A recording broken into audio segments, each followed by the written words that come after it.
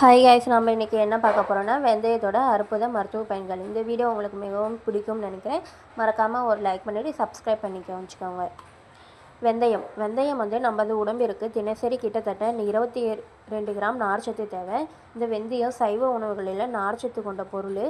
இது கரையும் நார்பொருள்கள் தான். இதயத்தில் கொழுப்பு படியாத தன்மையை தரும். கரையாத நார்பொருள் மலச்சிக்கலை நீக்குவதுடன் இரத்த சர்க்கரையை அளவாக கட்டுப்பாட்டில் வச்சுருக்குமா.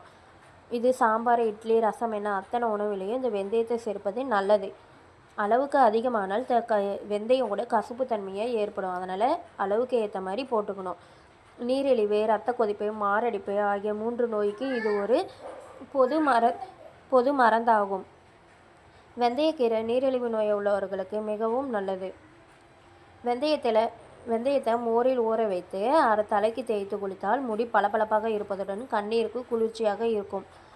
அரிசியுடன் சிறிது வெந்தயம் சேர்த்து பூண்டை தட்டி போட்டு கஞ்சி வைத்து குடித்தால் எளிதில் செரிக்கும். இளம் தாய்மார்களுக்கு தாய்ப்பால் சுரக்கும். அந்த வெந்தயத்தை நம்ம குடித்தா இளம் தாய்மார்களுக்கு பால் சுரக்குமா.